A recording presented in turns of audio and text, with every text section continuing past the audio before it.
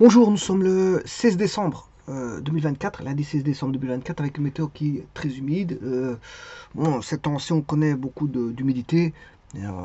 Bon, parfois, il y a des jours où il fait plus froid que d'autres. Bon, mais sinon, on n'a pas encore un vent glacial. L'hiver est dans... Voilà, et pour cette semaine-ci, bon, c'est le 21, on est le 16. Dans 5 jours, nous y sommes. Et je veux dire, à partir de jeudi, on est le 16. À partir du 18, c'est la fin, voilà, de la stagnation, voilà, du coucher du soleil. Et là, on va remonter à partir du 19. Là, on gagne une minute par rapport au 18. On gagne une minute, voilà, de clarté. Ben, on va commencer à monter. Ben, ça, ici, on est arrivé au pic depuis bon, une semaine. Ça stagne pendant une semaine. Hein, et puis après, ça remonte. Alors, ici, je vais faire une vidéo qui va concerner toujours de la comptabilité. Et vous parler des documents un petit peu comptables. Comptabilité qu'il faut tenir en comptabilité. Alors ici je pars de l'hypothèse que on a affaire à une société commerciale. Bon, son but est de gagner voilà, son but c'est de gagner de l'argent, hein, de faire du gain.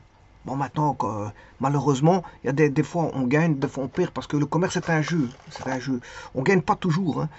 Même quelqu'un qui a des revenus à la maison, bah, logiquement, il a des revenus, on est d'accord, mais après il doit dépenser. Et donc, parfois, il sait mettre de côté, parfois, ouais, il dépense tout ce qu'il a gagné. Il suffit qu'il ait une facture du garagiste.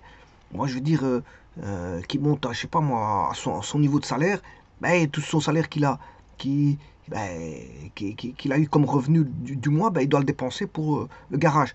Et alors, je dirais, justement, en parallèle, que logiquement, tout bon, tout bon père ou tout bonne mère de famille fait une comptabilité à la maison. Hein. On ne dépense pas l'argent tout azimut. On doit compter l'argent. On doit compter, c'est-à-dire savoir ce qui rentre et qu'est-ce qu'on peut sortir. Ce qu'on ne sort pas, je veux dire, sauf si vous faites des crédits, mais à ce moment-là, la crédit à la consommation a des limites. Hein. On ne peut pas faire des crédits sur crédit sur crédit sur crédit, faire vivre sur le compte des crédits et toujours avoir de l'argent à crédit. Pour finir, à un moment donné, il faut se dire qu'il faut bien rembourser cet argent-là. On n'est pas libre de faire ce qu'on veut, je veux dire, avec les crédits. Voilà, il y a des limitations, il y a de la législation sur la loi, les crédits à la consommation, et tralali, tralala, et sur les crédits tout azimut. Voilà, sur les maisons que, quand une personne vient faire un crédit pour une habitation ou autre, ben, je veux dire, on regarde ses revenus, on fait une étude, un petit peu, non pas, on fait une étude du profil, voilà, de la personne, s'il est capable de rembourser après autant d'années, voilà, par rapport à un revenu, voire deux revenus au sein d'une famille. Alors, je disais par là qu'il n'y a pas que les sociétés commerciales qui font, je veux dire, voilà, euh, de la tenue de documents, voilà, parce qu'ici, il va être, je veux dire, il va s'agir ici de documents relatifs à la comptabilité. Alors, ne pas confondre avec les documents justificatifs. Ne pas confondre documents comptables et documents justificatifs, ça n'a rien à voir. Justificatif, voilà. Ne pas confondre les deux. Documents voilà, comptables. Et moi, je vais voir ici les documents comptables. Et dans une autre vidéo, je verrai les documents justificatifs. Parce que tout était basé sur des documents. Parce que, comme celui qui connaît l'adage, tous les écrits restent, les paroles partent. Les écrits restent et les paroles partent. Voilà. Et donc, les documents comptables, ben, ce sont des documents avec des écritures, voilà, où on peut, qui peut permettre pas mal de choses. Que je vais voir justement, le but ici, c'est de voir justement les documents, on va dire, comptables. Documents comptables. Pas les documents justificatifs, hein, parce que facture, note de crédit, bon, etc., etc. Bon, je veux dire, c'est pas le but de voir, c'est ici. C'est de voir les documents comptables. Et donc, les documents comptables, bien sûr, c'est la législation qui vous impose ça. Tout ça, je vous rappelle que derrière ça, il y a la législation d'environnement. Environnement, je vous rappelle que c'est un pays, hein, ou une entité, ou je veux dire une région, ou un arrondissement, peu importe. En tout cas, il y a une législation, une loi cadre, des lois cadres qui régissent, je veux dire, l'environnement. Et donc, fatalement, vous êtes soumis à la législation. Alors, quand je dis soumis, c'est pas forcément le bon mot parce que la législation, parfois, on en a besoin. On est requérant parfois de la législation. Par exemple, vous voulez faire tenter un procès, ben vous êtes requérant. Voilà, donc la législation, elle est là, elle n'est pas là contre vous, elle est là parfois avec vous et parfois bon, elle est contre vous. C'est normal parce que s'il y a une attaque d'un tiers, ben, elle est contre vous. Enfin, c'est même pas la justice qui est contre vous, c'est un requérant qui serait contre vous. C'est même pas la justice.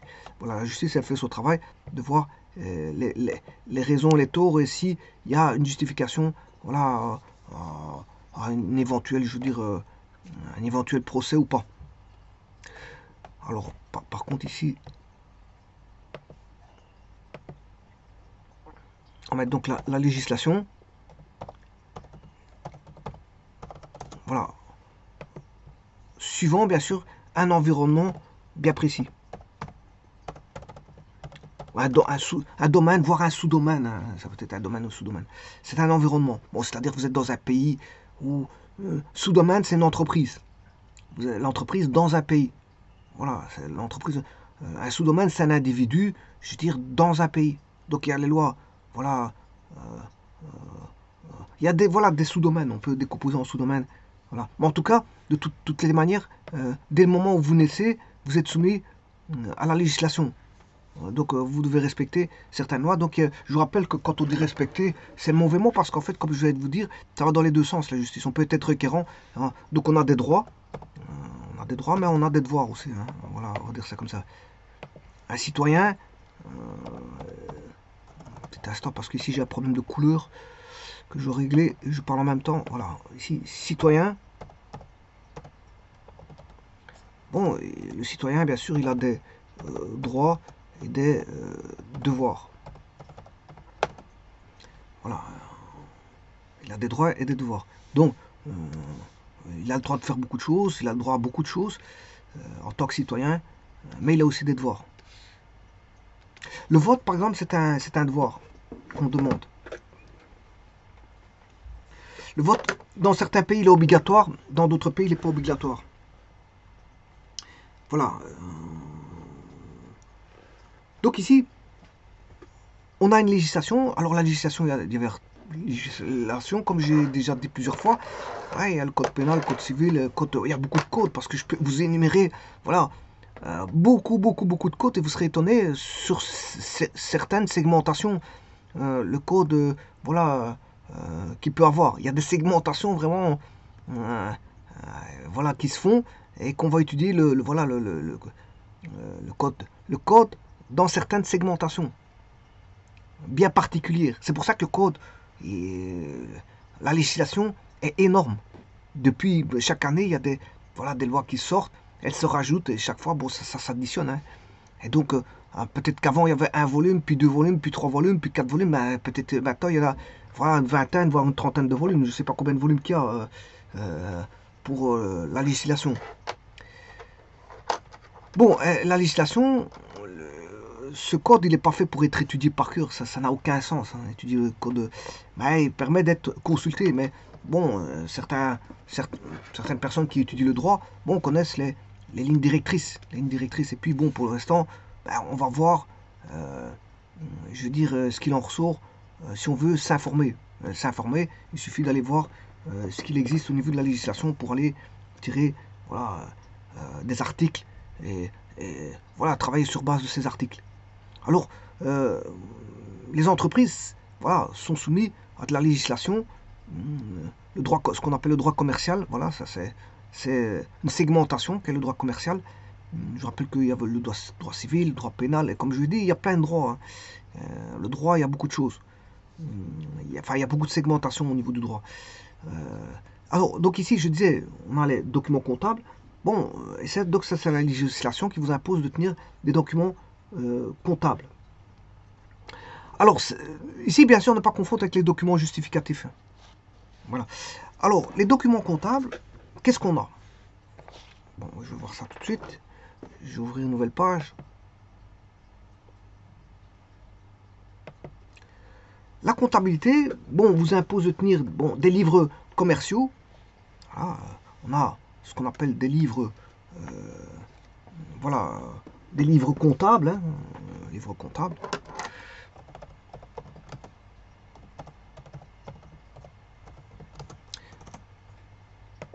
Alors, les livres comptables, on a le livre journal. Alors, livre journal, ça veut dire ce que ça veut dire, hein, livre journal. Quand vous allez à l'école, vous avez un journal de classe. Un journal de classe. Alors, qu'est-ce qu'on met dans le journal de classe? Mais dans le journal de classe, on met toutes les, je veux dire, les activités qui vont être vues, qui vont, voilà, les activités à faire en classe, les activités qui doivent être faites en dehors de la classe, etc. Ça met en relief, je veux dire, au jour le jour. Journal, ça veut dire jour le jour, au quotidien. Livre journal, ça délivre une information au quotidien. C'est d'écrire des écritures qui restent. Alors maintenant, quelqu'un qui n'a pas fait son devoir à l'école, ben on va lui dire, écoute, donne-moi ton journal de classe et je vais regarder. Bon, s'il n'a pas noté, on va se dire, pourquoi tu n'as pas noté le devoir qu'il fallait faire? Ah, j'ai oublié, monsieur. Ben, tu ne peux pas oublier. Un journal de classe, la première des choses, c'est quand le professeur écrit au tableau, bon, je veux dire, la leçon du jour, ben, la leçon du jour, s'il écrit au tableau, c'est pour l'écrire dans le journal de classe. Alors, beaucoup de gens sont indisciplinés, ben, ils sont trop fainéants de prendre leur journal de classe de leur mallette. Il y en a qui ont oublié leur journal de classe. Et voilà, on a toutes les dérives scolaires, qui mènent à ce qu'une personne s'est pas mis à jour. Alors, des personnes n'écrivent rien au journal de classe. Voilà, elles sont indisciplinées. Donc, la discipline demande d'écrire au jour le jour. C'est une discipline quotidienne. Et donc, quand il y a un inspecteur qui vient, ben, il va regarder, c'est un outil de contrôle, le journal de classe, ben, il va regarder. Bon, il ouvre le journal de classe, il voit que le gars, il a rien écrit depuis une semaine, voire 2 semaines. Ben, il va se dire, il va se poser la question, est-ce que le professeur, bon, a écrit le journal de classe au tableau pour que les élèves puissent l'écrire dans le journal de classe? Ben, qu'est-ce qu'il va faire? Il va contrôler le journal de classe du professeur. Si le journal de classe du professeur est en ordre, il va contrôler le journal de classe d'un autre individu. Parce que le professeur a peut-être son journal de classe en ordre, mais peut-être qu'il n'écrit pas au tableau pour que les gens puissent l'écrire. Voilà, tout va être contrôlé. C'est ça que je veux dire. C'est un inspecteur qui vient. Le rôle de l'inspecteur, c'est de contrôler, de mettre, je veux dire, les choses au point, mettre une mise au point. Donc, le livre journal, c'est quelque chose c'est une écriture quotidienne, comme un journal de classe. Hein. Et donc, le journal de classe, ben, tout doit être mis. Tout ce qui doit être vu, les leçons du jour et les devoirs à faire.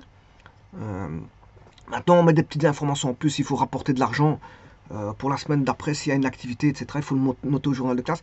Et alors, normalement, le journal de classe est signé, paraphé par on va dire, les parents responsables. C'est les parents responsables. Alors, il y a des cas de figure, il y en a qui n'ont pas de parents, mais ça, c'est autre chose. Je veux dire, il faut un tuteur ou quelque chose comme ça qui signe, qui paraphe.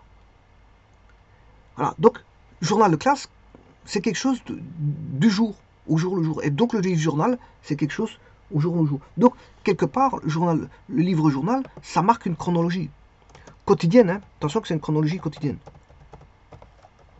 C'est une chronologie au quotidien. Donc, vous voyez que là, on a déjà un marqueur. C'est quoi? C'est le temps. Livre journal, c'est une chronologie des faits au quotidien. Mais ces faits, ce sont des transactions, des opérations. Voilà, on va dire ça comme ça. Voilà, chronologie au quotidien.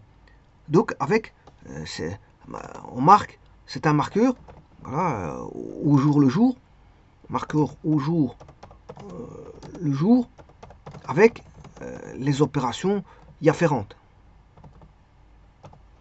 Alors maintenant, à côté de ça, il y a des justificatifs. Hein. Bon, je vous le dis tout de suite.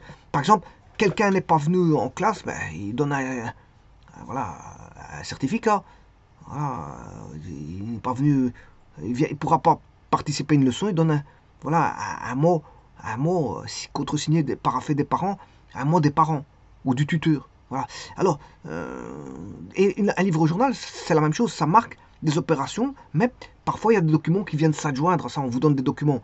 Alors s'il y a une facture, on vous donne une facture, il y a une facture qui va avec, facture numéro 1 tel, note de débit numéro 1 tel, note de crédit numéro 1 tel, lettre de change, voilà, à monsieur 1 tel, voilà, etc. Donc en fait, il y a des justificatifs qui entourent le livre journal.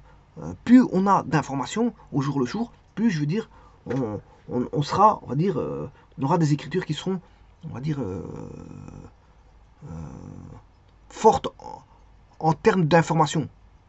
Fortes, quand je dis fortes, c'est-à-dire, on aura, plus on a d'informations, plus on sait, on sait. Alors, après, je vous montrerai une phrase, enfin, des mots qui cadrent le mieux, je veux dire, ces informations. Alors, je peux le mettre maintenant, c'est pas un problème. Hein. Je peux le mettre maintenant. Alors, ces informations, c'est qui. Ah, qui. Alors, qui ben, c'est le client, le fournisseur, peu importe ce qui ça peut être. Voilà, en tout cas, c'est quelqu'un qui va. Il y aura une opération, et bon, il y aura des personnalités responsables qui vont entrer en. Voilà, qui vont faire une transaction avec l'entreprise. Par exemple, le fournisseur, les clients, etc.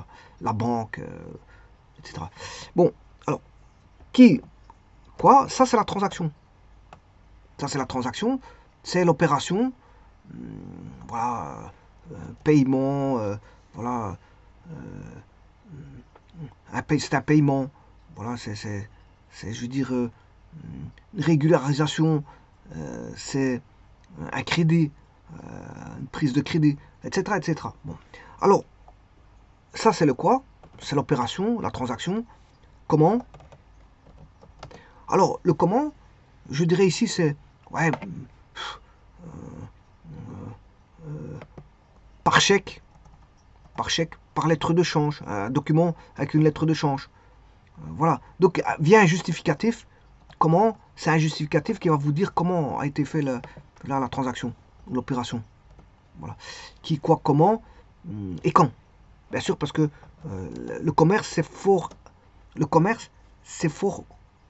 C'est quelque chose de chronologique. Vous allez travailler tous les jours au quotidien, vous commercez au quotidien, mais toutes les écritures doivent se faire au quotidien. Et donc les opérations doivent être écrites au quotidien. Et bien sûr, il y a des informations comme le où. Par exemple, si vous devez faire une transaction au travers de moyens de transport. Alors je vous rappelle que les moyens de transport, ça se gère. Hein. Il y a des logiciels de moyens de transport. Il y a des logiciels de gestion des transports. Hein. Je vous le dis tout de suite. Voilà, parce que tout existe. Tout existe.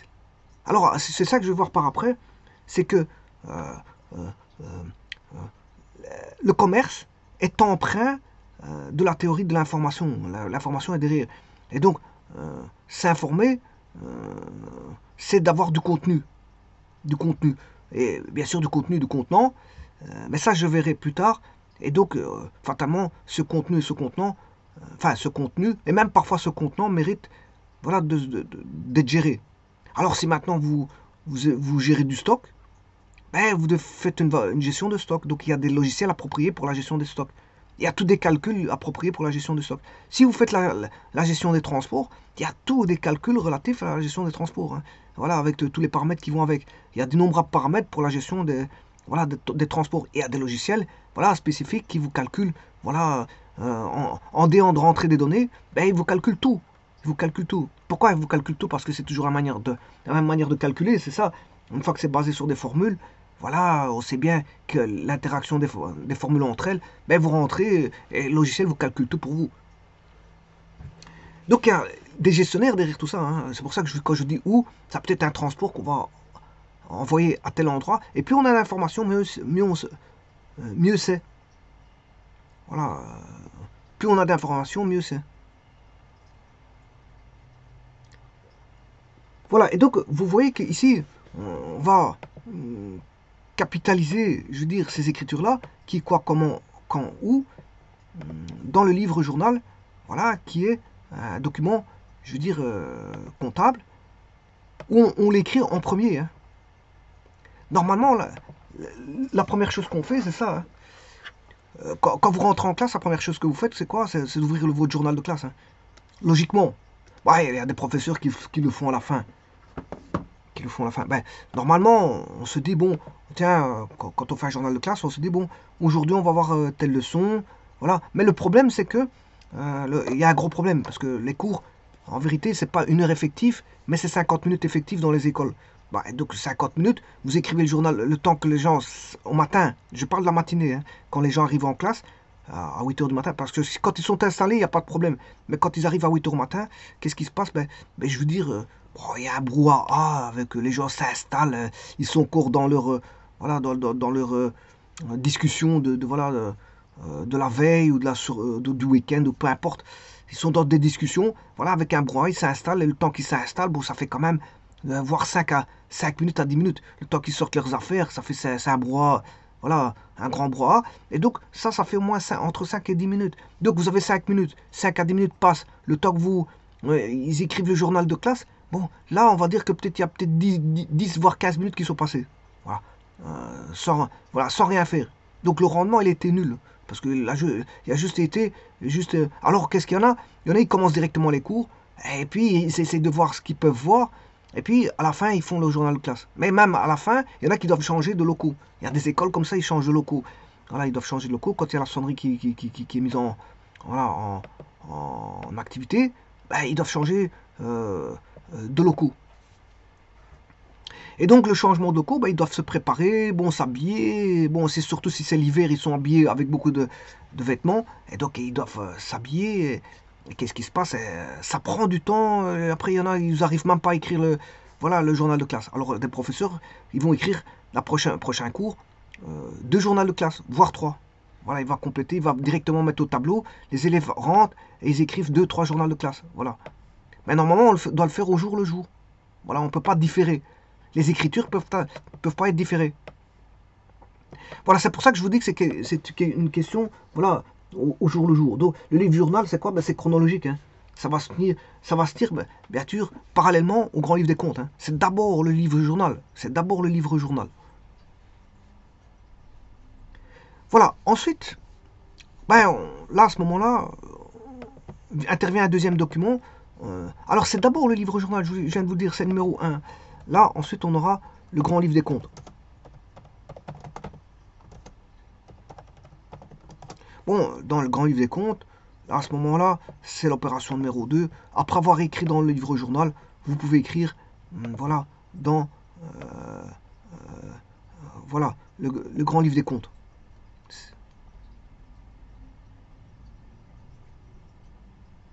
Alors, petit instant. Ça, c'est l'opération, normalement, 2. Vous faites l'opération 2.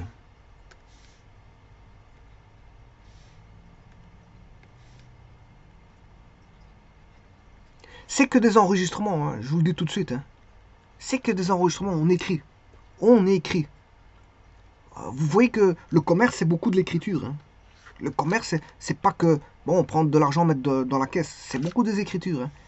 Alors, il y en a qui aiment bien de mettre de l'argent dans les caisses, quand recevoir après le client. Quand le client a donné l'argent, ils aiment bien de faire les transactions au niveau de la caisse, bon, faire la caisse, etc.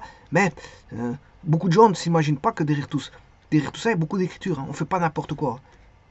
Gérer un stock, c'est beaucoup d'écriture. Hein. Je pense à tous les supermarchés, les hypermarchés, etc. Qu'est-ce que c'est? C'est des marchandises qui viennent. Voilà, on les place en magasin, en rayon. Bon, les gens, ils achètent. Bon, c'est toute une gestion. Voilà, déjà de stock. Hein. C'est une gestion de stock. Je vous rappelle qu'il y a des matières, l'agroalimentaire, c'est périmable. Je vous le dis tout de suite. Donc, en fait, là, il y a un souci. Il y a un souci de date. Hein. Il y a un souci de date. Voilà, alors que, bon, si vous vendez... Bon, maintenant, si vous vendez un traîneau, les gens vont s'intéresser en hiver, mais pas... Si vous vendez un traîneau en été, il n'y a personne qui va acheter. Quoique, bon, il ne peut pas avoir un amateur. Hein. Il va se dire, bon, il est moins cher maintenant, je vais l'acheter, pourquoi pas.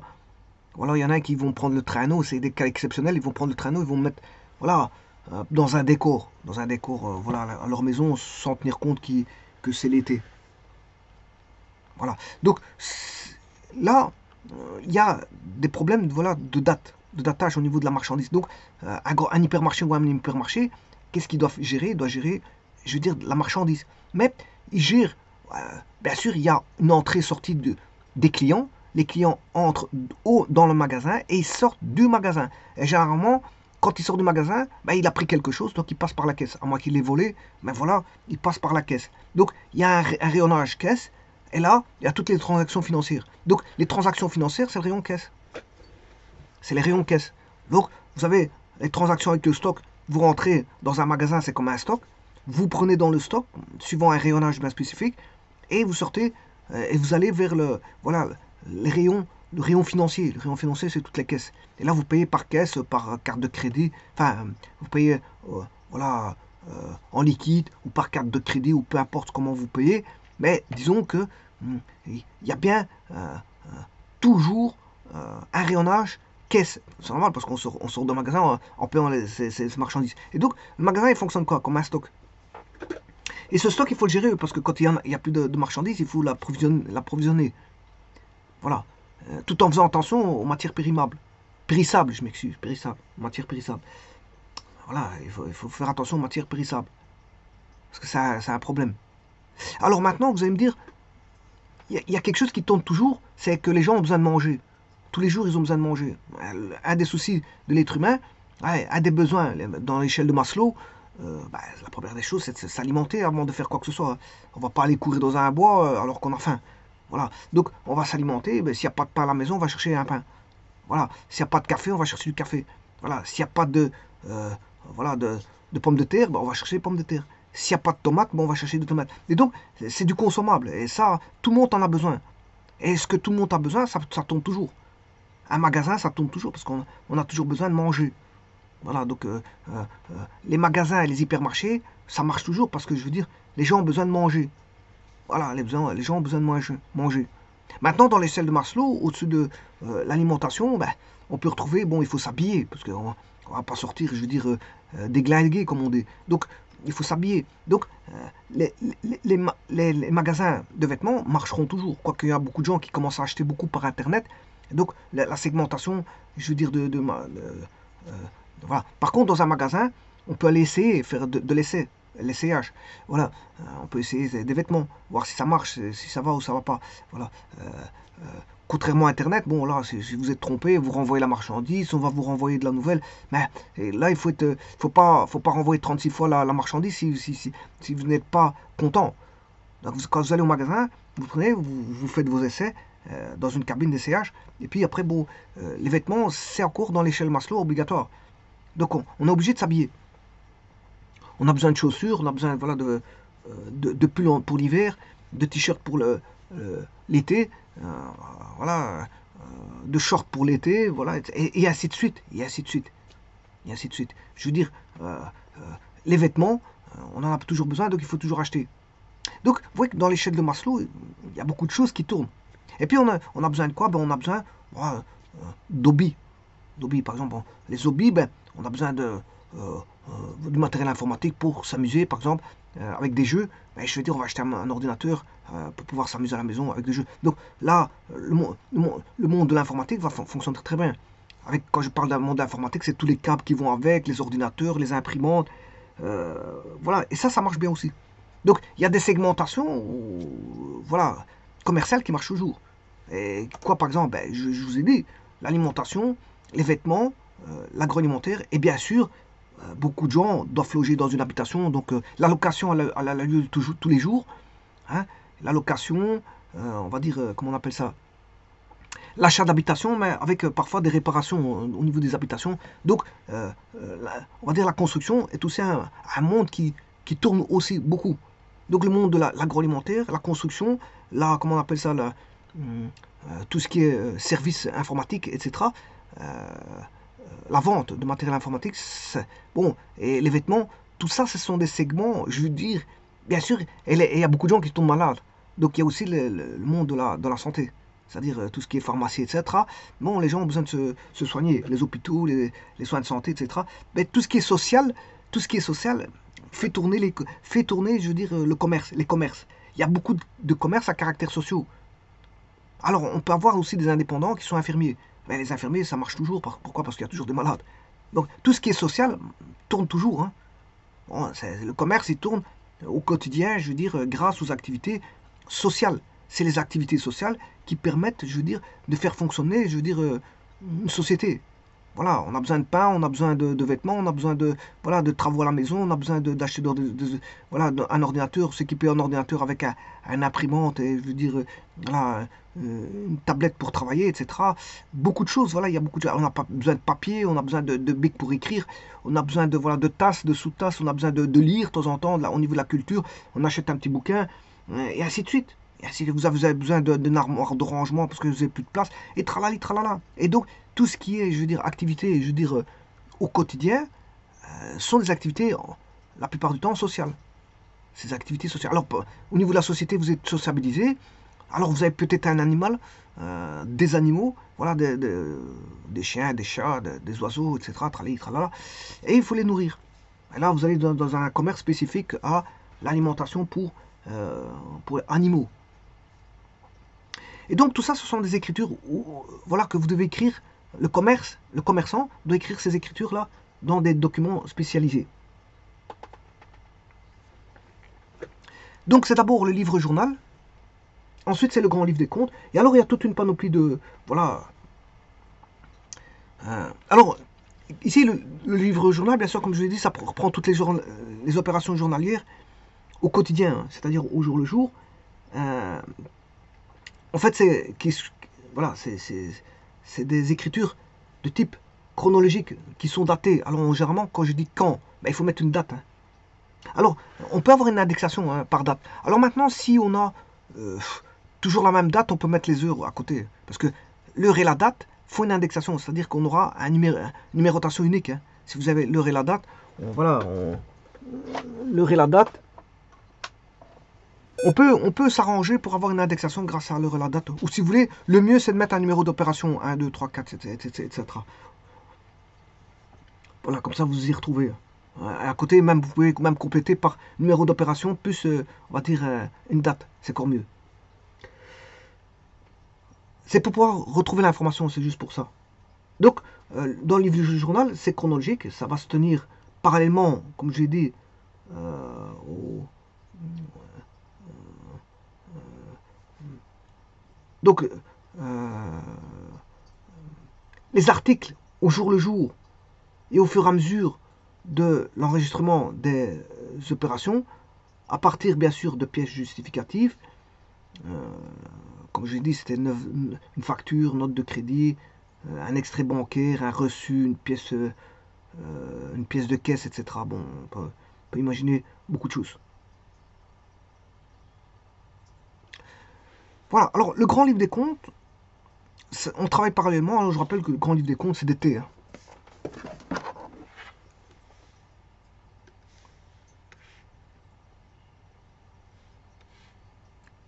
C'est d'été. Avec une numérotation donnée par la législation. Voilà, là, il y a la dénomination, il y a une numérotation du compte, numéro de compte, voilà, NC, numéro de compte, et une dénomination. Et là, bon, ça peut être un compte d'actif ou de passif, peu importe, numéro de compte. Et on écrit soit au début au crédit. Alors je rappelle que le début c'est à gauche et le crédit c'est à droite.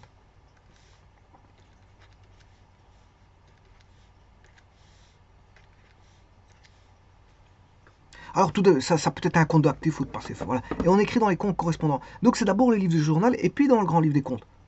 Alors que bon, moi quand je fais les exercices, moi je fais d'abord dans les grands livres des comptes et puis bon, je l'écris dans le livre journal. Mais en fait, normalement c'est l'inverse. C'est le livre journal d'abord et puis dans le grand livre des comptes. Bon, maintenant il y en a qui ont plus facile d'écrire dans le livre des comptes, tac tac tac, et puis ils écrivent dans le livre journal. Mais vous devez pouvoir faire les opérations, je veux dire, normalement ça se fait l'un après l'autre. Bon, certains vont choisir le grand livre des comptes et puis le livre de journal, mais normalement c'est le livre journal d'abord et puis qui est journalisé puisque c'est quotidien et puis on le met dans le livre des comptes. Maintenant, je peux vous dire quelque chose. Il y a voilà, comment on appelle ça, un logiciel, on peut créer un logiciel où vous encodez directement dans un livre journal, il va vous mettre dans les bons comptes. Maintenant, inversement, on peut faire un programme, vous tapez dans le livre des comptes, il va vous mettre dans le livre journal. Ou, tout simplement, il va vous faire les deux. Si vous écrivez dans le livre journal, il va vous écrire dans le livre des comptes, grand livre des comptes. Ou si vous écrivez dans le grand livre des comptes, il va vous écrire dans le livre de journal en même temps.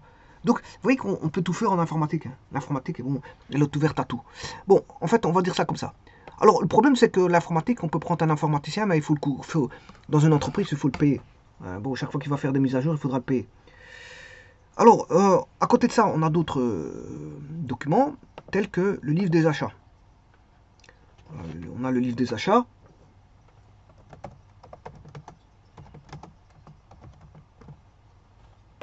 Alors, le livre des achats est connu, ce qu'on appelle, c'est le facturier d'entrée. Facturier d'entrée. Facturier d'entrée. Facturier. Facturier d'entrée. Ben, lui, il reprend tous les montants des factures, on va dire, reçues. Bien sûr, reçues des fournisseurs. Hein. Voilà. Parce que c'est un facturier d'entrée. Donc, vous voyez, les documents ici d'entrée-sortie. Ici, c'est un facturier d'entrée, c'est du input. C'est de l'input. C'est de l'input, entrée. Alors, s'il y a de l'input, ben, vous aurez compris qu'il y aura de l'output. Hein. Et donc là, comme on a bon, une gestion de tous les documents, on reprend donc les montants des factures reçues des fournisseurs, lors bien sûr des achats. Alors, est-ce que c'est suffisant? Ben non, on a le justificatif qui va avec. On a des justificatifs. Voilà, le justificatif c'est voilà, les documents voilà, de facture. Mais on a aussi le mode de paiement.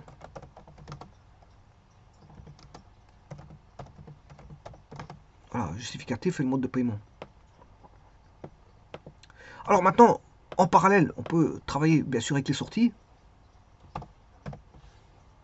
Et là, on a non plus de l'input, c'est livre, on va dire, livre non plus des achats mais des ventes. C'est plus un facturier d'entrée mais c'est un facturier de sortie. C'est plus de l'input mais c'est de l'output.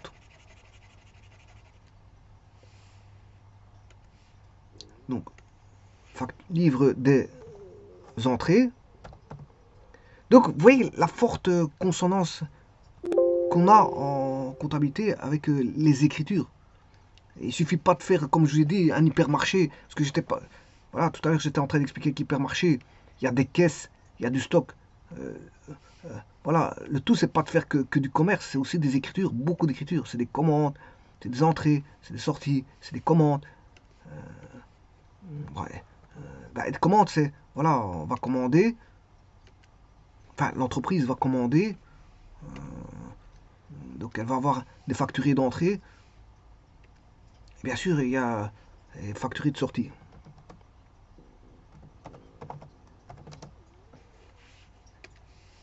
Alors là, on aura des outputs.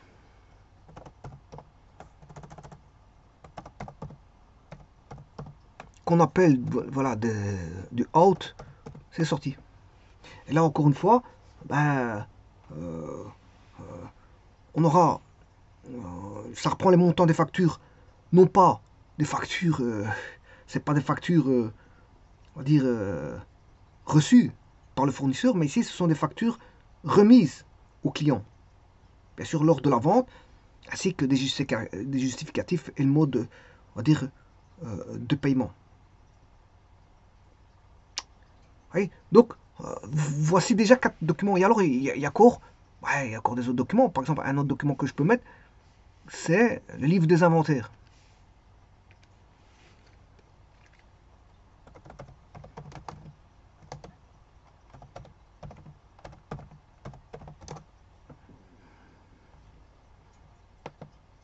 Alors, en fin d'année, on fait un inventaire des stocks, hein, en général.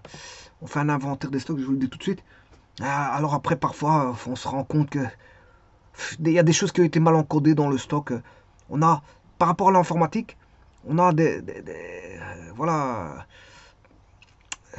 Par exemple, le stock, il vous dit, il y a 5 filtres à huile dans le rayon filtre à huile pour telle motorisation, on va dire telle marque, telle motorisation. Voilà, autant de filtres à huile. On va bien sûr, l'informatique vous dit où sont les filtres à huile. Vous allez voir dans le rayon filtre à huile pour telle motorisation, telle marque. Vous vous rendez compte que, par exemple, il vous disait dans l'informatique qu'il y avait 20 filtres à huile. Et quand vous allez compter le stock, il vous en reste 10. Donc, il y a, on va dire, une dissonance entre la quantité, je veux dire, en stock et la quantité, je veux dire, qui est inscrite au niveau de l'informatique. Parce que ici, bien sûr, c'est l'informatique qui va gérer tout ça. Après, on ressort par papier. Hein. On sort par papier, donc on aura des documents. On peut sortir par papier le stock, mais là, il y a toute une panoplie de documents qui vont sortir. Donc on va sortir par une... Avant, on faisait ça par des imprimantes matricielles. Hop, ça sortait très vite. Voilà, il y avait le stock. Voilà, il fallait faire du stock. Et alors, on sortait tout et on contrôlait.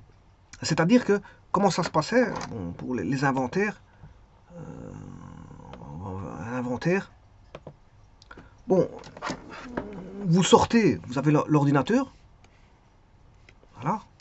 C'est un check, hein, c'est tout simplement ça, c'est un check. On va mettre ça comme ça. Bon, alors, généralement, les gens, ils sont pressés pour faire l'inventaire. Il ne faut pas être pressé, il faut faire ça. C'est en fin d'année, les gens, bon, ils ont autre chose à faire que de commencer à faire un inventaire, mais ils sont obligés de le faire. Voilà, ça, c'est un ordinateur. Vous avez une imprimante, avant, c'était des imprimantes matricielles, etc. Il fallait sortir avec des documents verts. C'était des documents verts qui sortaient, voilà. C'était des bordereaux, ce qu'on appelait des bordereaux. Voilà, bordereaux, ça sortait. Et c'est voilà, des bordereaux verts et blancs avec voilà, des lignes blanches. Et vous sortez le stock, et ça sortait. Vous sortiez tout le stock. Hein, c'était voilà, un endroit voilà, de l'informatique, un endroit de logiciel. Vous disiez, bah, faire l'inventaire, par exemple. L'inventaire, et lui, vous sortez je veux dire, les emplacements. Hein, donc, on va retrouver les emplacements et voilà, ce que c'est comme voilà, la dénomination et la quantité. Voilà, on va dire ça comme ça. Et donc, vous aviez au moins ces informations-là fort importantes dans les bordereaux.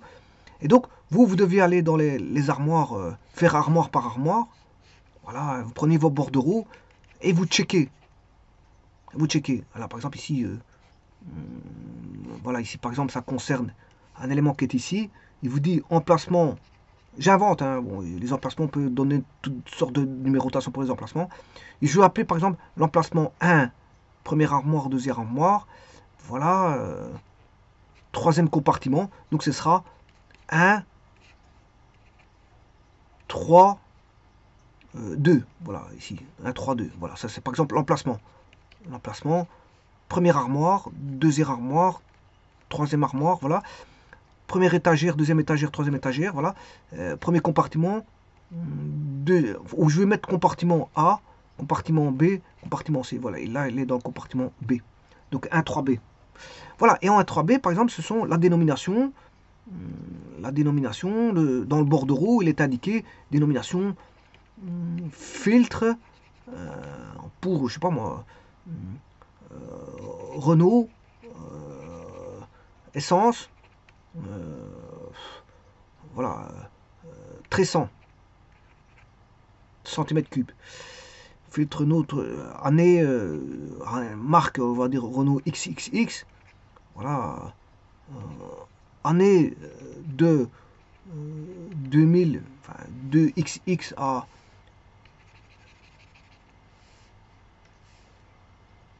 2000 XX à 2000 YY.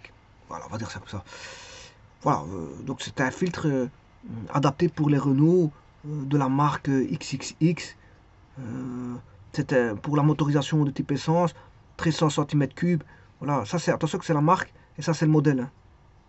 On a la marque Renault, on a le modèle. Voilà, voilà donc essence, moteur essence, 1300 cm3, année 2000 XXA2. Voilà. Alors il vous dit la quantité, par exemple, ici la quantité, il vous dit 5. Voilà, c'est ça qu'il faut regarder, 5. Alors, vous allez regarder ici, et vous en avez 3. Alors c'est là qu'il faut faire une correction. Ouais, on ne sait rien faire à ça. Hein. Je veux dire, on va pas se dire, ouais, il en manque 2. Il en manque 2 par rapport au stock. Ben ça, vous le voyez qu'il en manque 2. Peut-être que ça a été sorti dans les voilà, factures de sortie. Mais le stock n'a pas été défalqué, on va dire. On va dire ça comme ça. Mais qu'est-ce qu'on va se dire si vous êtes en fin d'année, vous n'avez pas commencé à faire à vous tirer les cheveux pour chaque fois qu'il vous manque une pièce hein, dans le stock. Il faut accepter. Faut accepter, je veux dire, Voilà. Alors, il peut y avoir du vol. Hein. Attention qu'il peut y avoir du vol. Ça peut être que, voilà, le fruit de vol bah, de gens qui travaillent dans le magasin, ou je sais pas moi, ça peut être tout, tout n'importe quoi. Des gens qui viennent rentrer dans le magasin, qui prennent une pièce et qui ne vont pas le défalquer dans le stock, alors ça c'est interdit. Ça c'est interdit par l'entreprise, parce que l'entreprise vous dit, écoute, quand tu prends un filtre pour pouvoir aller dans le garage, mettre dans une voiture en réparation, hein, supposons qu'il y a un réparateur de voiture qui fait de la réparation et de l'entretien, et qu'ils ont un stock, et je veux dire, aller chercher une pièce dans le stock, mais il faut défalquer, il faut passer par l'informatique. Alors, la personne, elle n'a pas le temps, elle prend le filtre, bon, normalement, il faut arrêter ces gens-là. Il faut arrêter ces gens-là, il faut qu'ils se mettent, voilà, il faut que ces personnes-là, du magasin, ceux qui travaillent à l'atelier, doivent respecter les règles. C'est comme ça, c'est les règles du jeu, ils ne sont pas chez eux. Dès le moment où vous n'êtes pas chez vous, vous respectez les règles de l'entreprise. C'est pas vous ramenez vos règles, vous ne défalquez pas du stock. Ça se passe pas comme ça dans la vie. Si chaque fois, dans les familles, il y en a un qui fait n'importe quoi, je veux dire, bon, faire du n'importe quoi, c'est vraiment faire du n'importe quoi, hein, je vous le dis tout de suite. Hein. Je veux dire, je sais pas moi, on met pas sa voiture dans une cuisine. On met pas sa voiture dans sa chambre à coucher. Une voiture, ça va dans un garage ou ça va à l'extérieur. Ou ça va dans un jardin. Voilà. Mais, voilà, ça c'est du n'importe quoi. Faire du n'importe quoi, c'est ça.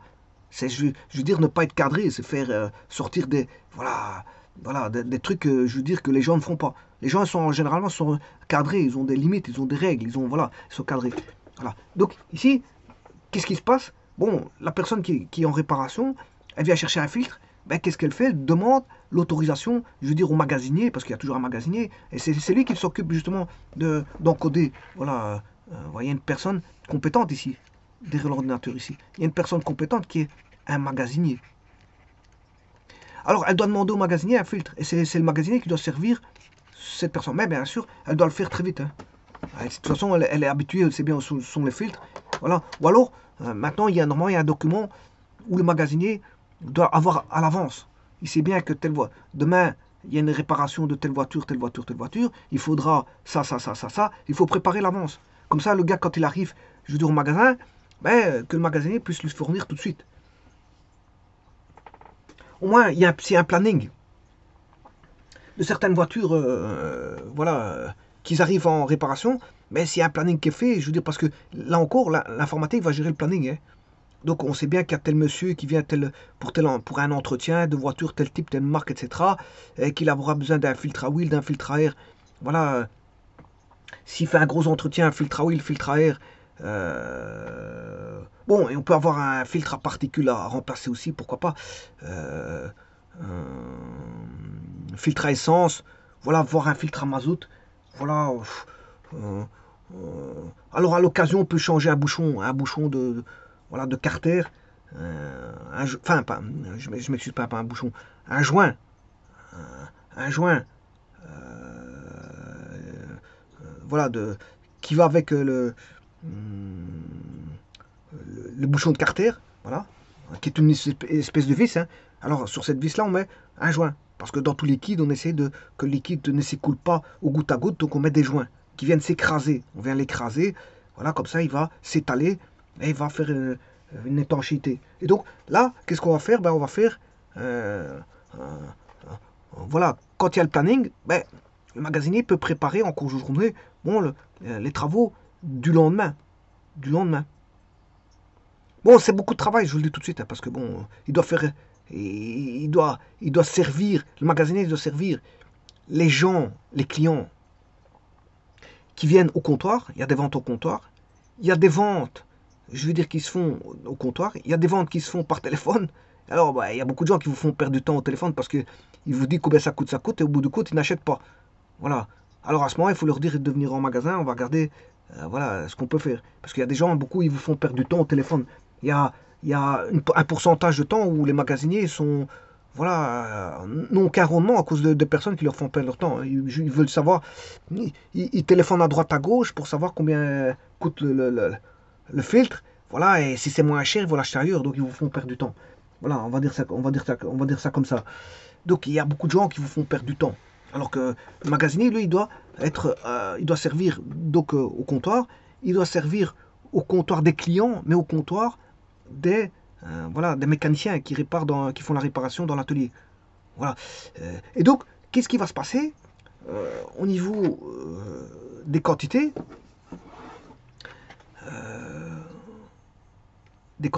Ici, on va barrer le 5. Voilà. Et on va mettre le stock réel. Le stock réel est à 3. Ça, c'est le stock réel. Parce que ça, c'est le stock, on va dire, physique.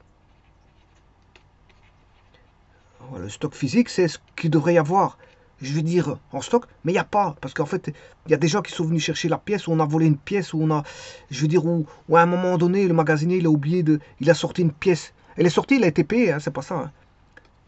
Il a fait payer un client au comptoir, mais le problème, il n'a pas défalqué du stock.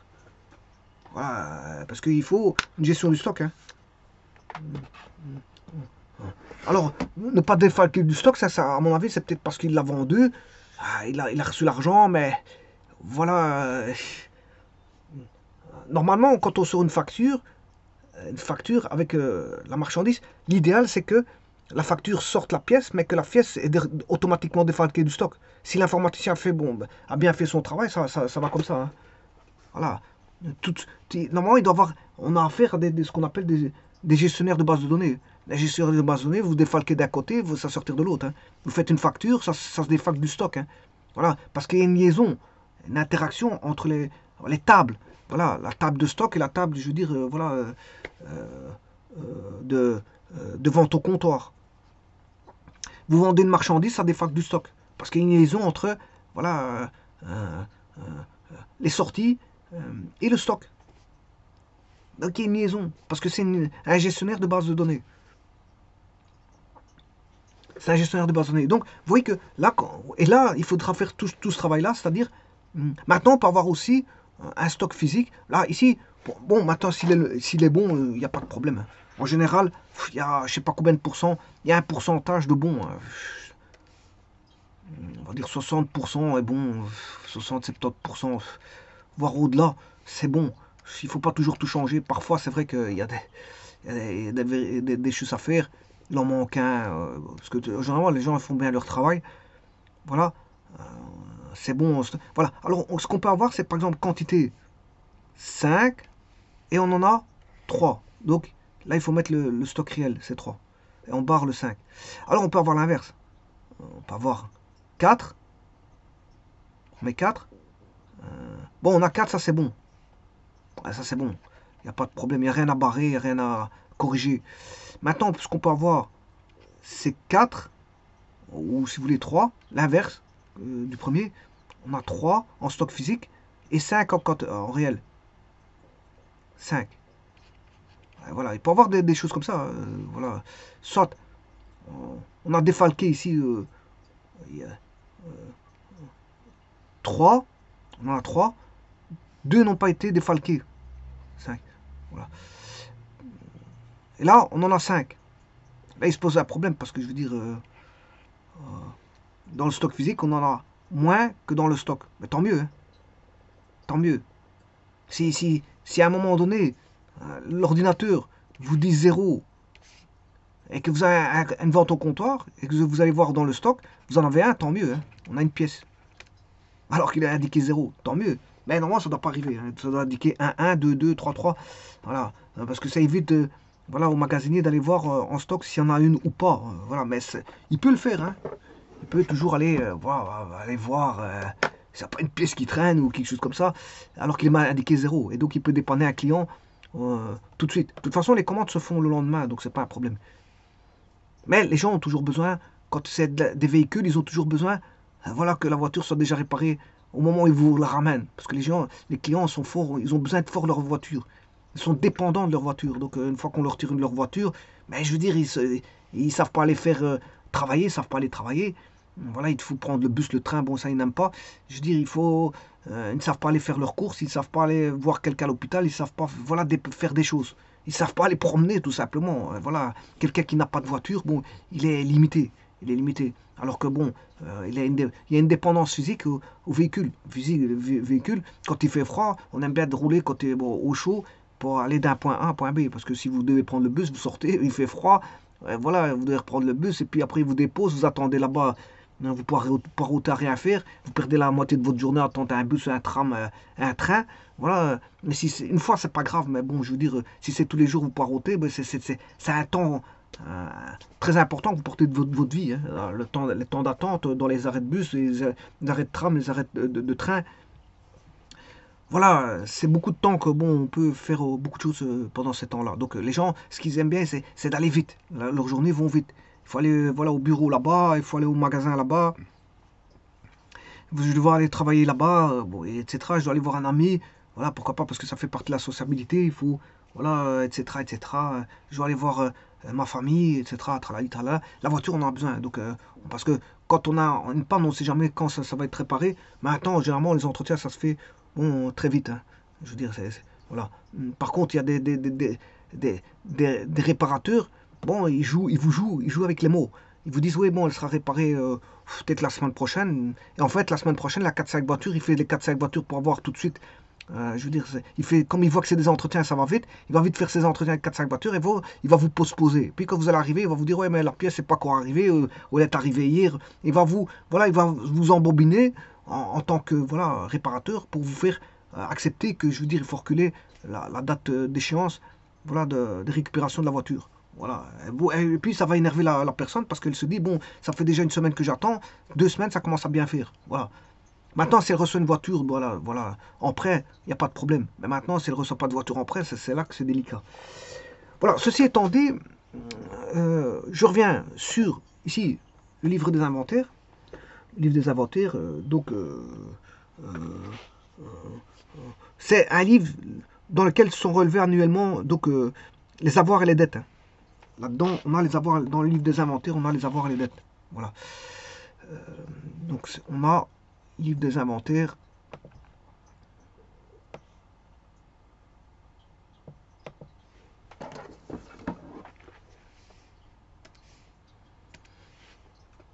On a les avoirs et les dettes. Alors, je rappelle aussi que ici, on a dans le grand livre des comptes, bah, on peut retrouver des comptes, deux sortes de comptes, des comptes de bilan et bien sûr des comptes de résultats d'exploitation. Des résultats, je m'excuse, des comptes de résultats, c'est des comptes de résultats. Alors, les comptes de résultats, bien sûr, ça a à voir avec les charges et produits. Ça a à voir avec les charges et produits. Voilà. Et les bilans, voilà, on a les comptes de bilan, et puis on a les charges et produits. Alors, je rappelle, charges et produits, c'est les classes 6 et 7. Hein. Produits et charges, c'est 6 et 7. Voilà. Donc, ici, les bilans, bah, je rappelle que l'actif au niveau du bilan, c'est les avoirs. Les comptes d'actifs au niveau du bilan, c'est les avoirs. Ou les moyens d'action. C'est un rappel, c'est ce que je vais faire. Les avoirs, ce sont les moyens d'action. Voilà, et là, le passif, ce sont les sources des moyens d'action, c'est-à-dire les dettes. Dettes court terme, dettes long terme, peu importe. Voilà, alors, autre chose. Dernière chose, je terminerai avec ce que j'ai un petit peu discuté ici. Donc, vous voyez que on a quoi comme bouquin, enfin, comme document à gérer, ben, on a le livre journal qui est quotidien, le livre des achats ensuite, enfin, le livre des grand livre des comptes. Bien sûr, c'est d'abord l'écriture dans le livre journal, enregistré dans le livre journal, et puis dans le grand livre des comptes. Ensuite, on a le facturé, le livre de facturé d'entrée. C'est le livre des achats. Voilà, facturé de sortie qui est le livre des ventes. Et ensuite, on a le livre des inventaires qui reprend voilà, dans livre des inventaires qui reprend annuellement, bien sûr annuellement, les avoirs et les dettes. Les avoirs et les dettes. Alors maintenant, je vais faire une petite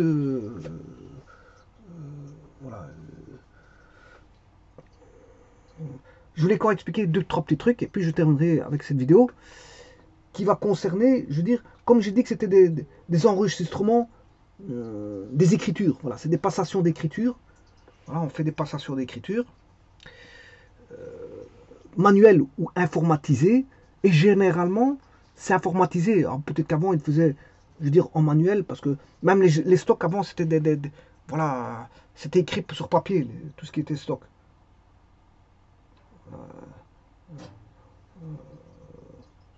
Oui, grâce au compte de charges et produits, on peut voir les bénéfices divers d'exploitation financiers, etc.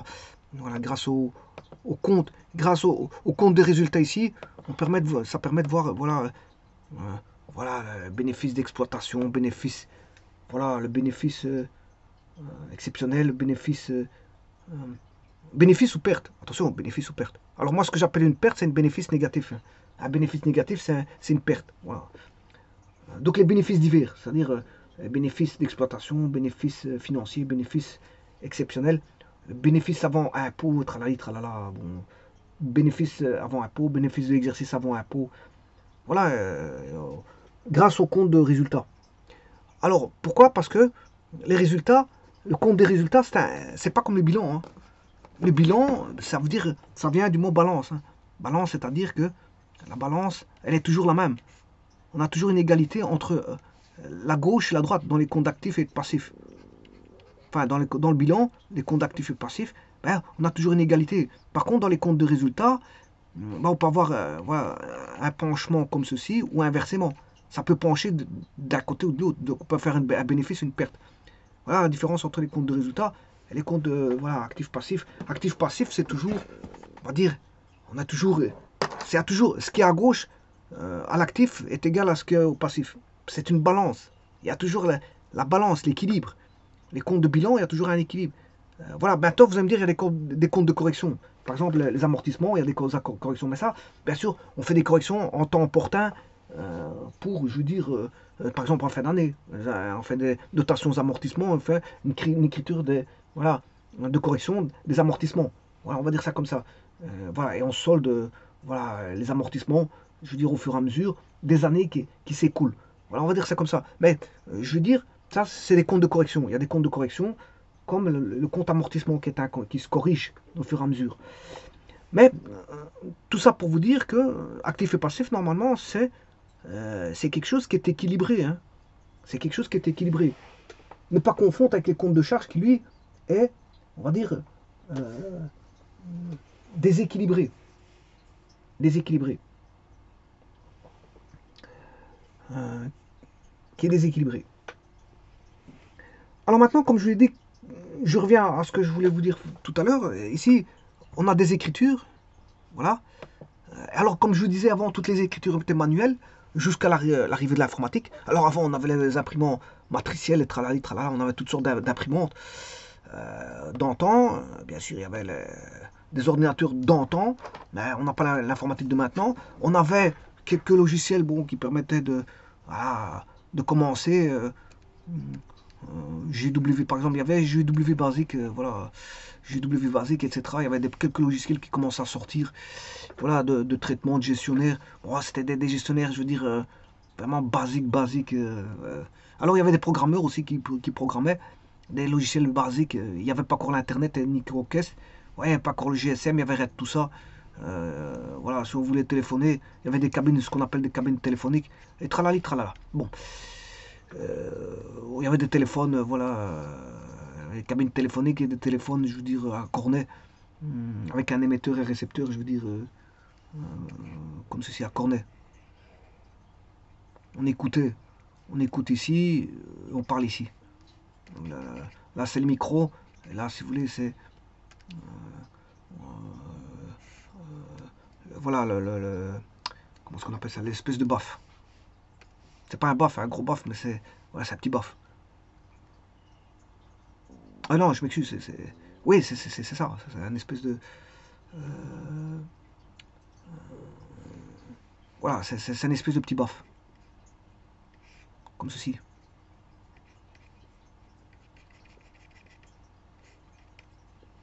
Et on écoute grâce à ça, une vibration ici de la membrane ici. Ici, bien sûr, c'est magnétique ici. C'est magnétique. Voilà, ça veut dire que ça marche sur base de magnétisme et des ondes qui arrivent sur le fil électrique et bon, ça vibre. Et ça répercute voilà, le son, le son. Et on entend par les oreilles. Donc il y a un cornet qui était, si vous voulez, l'écoute. Et il y avait un cornet qui était le micro. C'était un cornet. Ouais, c'était comme ça. Je l'ai mal dessiné, enfin, je dessine vite, mais enfin bref, c'est pas le but de montrer ça. Alors, ce que je voulais dire, c'est que l'informatique, il faut faire une introduction. Parce que ce sont, comme je vous dis, là c'est tout des livres, documents comptables, enfin, il y a les justificatifs ici, on va dire, c'est tout de l'introduction. Hein. Là, on introduit, voilà, on fait des corrections, etc. Et donc, justement, l'informatique permet de ça. L'informatique permet d'introduire. L'introduction. Alors, l'informatique, bon, c'est quelque chose de virtuel, je vous le dis tout de suite. Donc, malgré tout, on peut retomber sur du papier. Donc, on peut faire ce qu'on appelle des impressions. Donc, on peut faire des impressions papier. Ouais, donc, on peut introduire, entrer dans un système d'enregistrement, puisque je veux dire, l'informatique à la base, c'est introduire et stocker. C'est pour faire du stockage d'informations. Et bien sûr, on peut avoir donc des in, ça c'est le in, ça c'est le out, et ça c'est ce qui est stocké. Donc on fait du in, out et on stocke. Et alors, avec ces informations, qu'est-ce qu'on peut faire? On peut faire, dans le stockage d'informations, là on peut modifier, faire des modifications. Alors, modification, on peut faire des mises à jour, des suppressions. Alors, qu'est-ce qu'on travaille? On travaille bien sûr les fichiers. Au départ, il travaillait avec des fichiers, et puis ça a été des bases de données relationnelles. Donc on avait des gestionnaires de bases de données relationnelles. Et voilà. Ce sont des fichiers, je veux dire, qui concernent des tables, qui sont reliées entre elles. Hein. Quand vous modifiez d'un côté, ça se modifie avec la table qui est je veux dire, en liaison avec. Hein. On a toutes des bases de données liées, voilà, comme ceci. Voilà, pas forcément, on peut avoir ceci, une table qui est liée ici, une table qui est là. Voilà. Alors, il y a voilà, ça fait un espèce de routage, comme l'est l'Internet. Enfin, l'Internet, c'est un grand routage. C'est un très grand routage entre ordinateurs. Mais disons que on a quand même, il y a des gestionnaires de bases de données tels que par exemple voilà, comme voilà, des grands ERP, qui contiennent énormément de tables. Hein. Énormément de tables. Et on peut faire beaucoup de choses. La gestion de tout ce qu'on veut. Gestion voilà, des stocks, gestion voilà, financière, la gestion du transport, la gestion des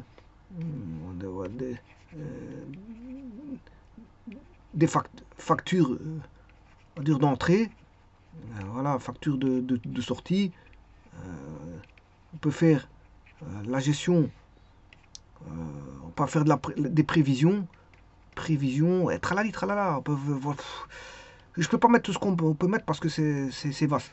Les ERP font que on peut faire la gestion de tout ce qu'on veut avec les ERP. Voilà, gestion de production, tralali, tralala. Vous voyez que ça devient vaste. Hein. Ça devient des énormes bases de données parce que le stockage est beaucoup plus grand et permet pas mal voilà, de traitements. Voilà. Et donc c'est ça que je voulais mettre. Vous voyez ici, on peut faire des mises à jour, des suppressions et bien sûr du traitement, du calcul. Hein. Et je vous rappelle que justement, la gestion de production, c'est du calcul. La gestion du stock, c'est des calculs. Les prévisions sont des calculs. La gestion financière, c'est corps du calcul.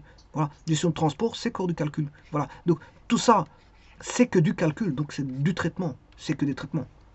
C'est que des traitements. On traite, on calcule et ben voilà, on a des données traitées. Voilà, donc vous voyez qu'on peut faire pas mal de choses avec l'information. Et donc l'informatique, c'est pour ça que l'informatique est un outil précieux. Avant, tout se faisait manuellement. Il fallait te calculer manuellement. Il fallait, voilà, le stock, il y avait un gars qui travaillait dans le stock et il calculait tout. Je veux dire, sur papier. Ils calculaient tout sur papier, hein, avec des bordereaux, bien sûr, des bordereaux qui n'étaient pas des bordereaux d'impression sortis de...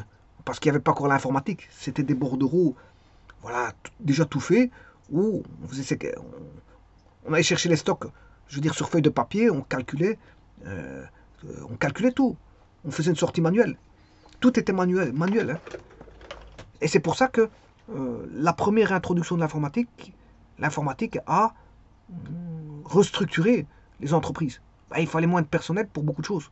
Dans les bureaux, dans les stocks, et ainsi de suite. Parce que il y a moins de, voilà, il y a moins de côté manuel qui se fait. Mais il y a plus de traitement. À partir d'un bureau, on traite tout. On traite tout. Mais attention que l'informatique est venue au fur et à mesure. Hein. Je ne dirais pas venu comme ça. Bon, on n'avait pas tous des gros ERP tout d'un coup. C'est venu au fur et à mesure. Au départ, on avait des petits programmes, voilà, euh, tout bête, voilà, qui permettaient de certaines choses et qui s'en allaient pas bien parce que je veux dire, ça permettait pas beaucoup de choses parce que c'était la base de l'informatique. C'était on va dire le point de départ de l'informatique. Donc on ne pouvait pas demander à l'informatique d'être ce qu'il est maintenant, alors que bon, c'était le point de départ de l'informatique. L'informatique, je vous rappelle que c'est une évolution qui date de voilà, plus de 50 ans, plus de 50, 60 ans, voilà, 50, 60 ans, voilà, de travail. Donc c'est normal qu'on est arrivé à ce point de vue-là, parce que 60 ans de travail en arrière-plan sur l'informatique, c'est normal qu'on arrive à, à des concepts beaucoup très développés de l'informatique, parce que c'est une science qui a évolué, je veux dire, sur base de 60, jusqu'à maintenant, 60, voire plus, hein, voire plus, parce que le début de l'informatique, ça se faisait avec des lampes. Voilà, c'était la logique à lampe. Ben, c'était la base de la base, voilà, on va dire, des logiques à lampe. On peut faire, voilà, traitement de l'information avec des lampes. Pourquoi pas? C'est la théorie du codage.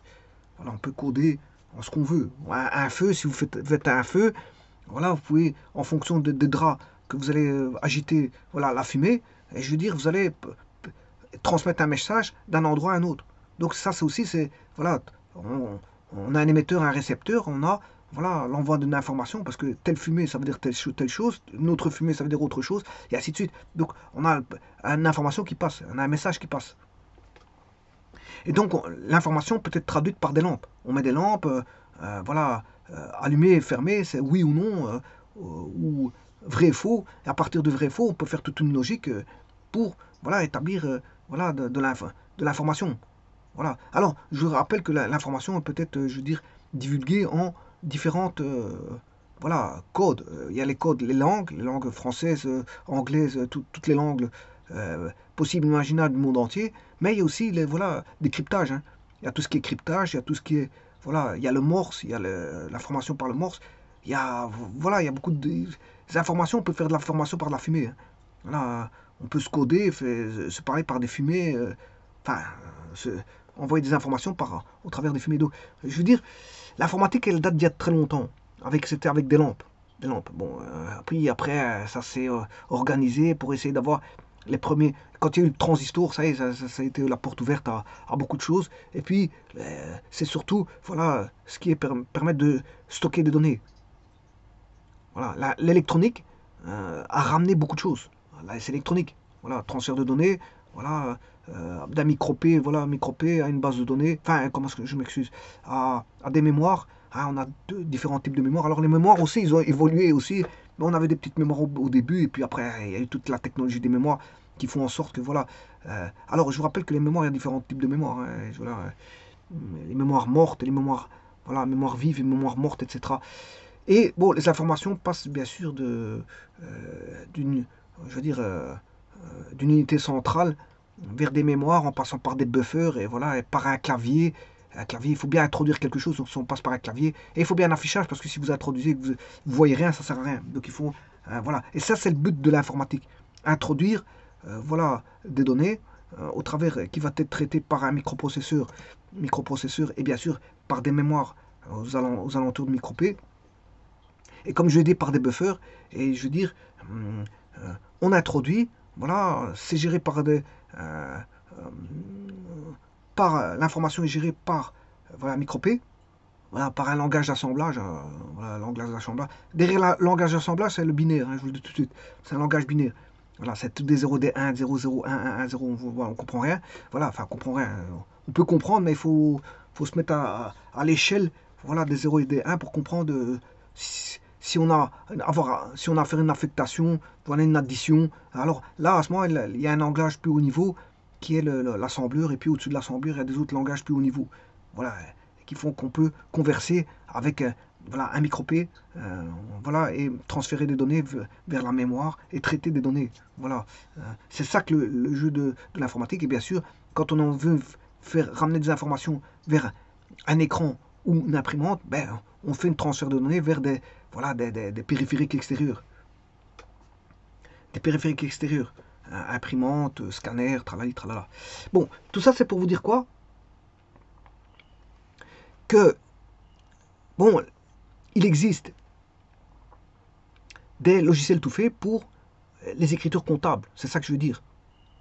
Il existe des logiciels tout faits pour les écritures comptables. Alors, il y a un logiciel, bon, qui est connu, c'est Ciel. Encore une fois, je le répète, encore une fois, c'est Ciel. Alors, n'a pas à aller chercher le bêta, vaut mieux l'acheter. Comme ça, bon, en l'achetant, vous avez toutes voilà, les facultés d'utiliser le logiciel dans sa pleine capacité. On va dire ça comme ça. Donc ici, vous écrivez les écritures comptables, voilà, et ça permet, vous pouvez faire des modifications, des mises à jour, des suppressions, des traitements, voilà. Vous pouvez faire des consultations. Attention qu'ici je ne l'ai pas marqué. Modification, on peut faire de la consultation. On peut faire de la consultation. On peut faire beaucoup de choses. On peut faire beaucoup de choses.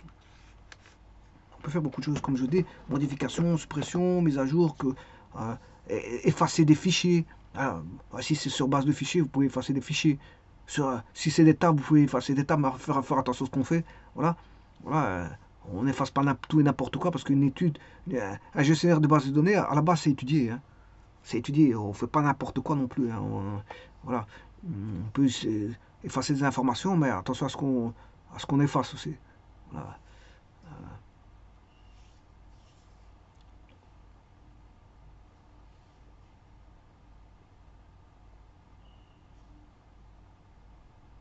Alors, bien sûr, après tout ça, il y a voilà, on veut que l'information soit bien, on fera voilà, des mises en forme d'écriture, voilà, des mises en forme.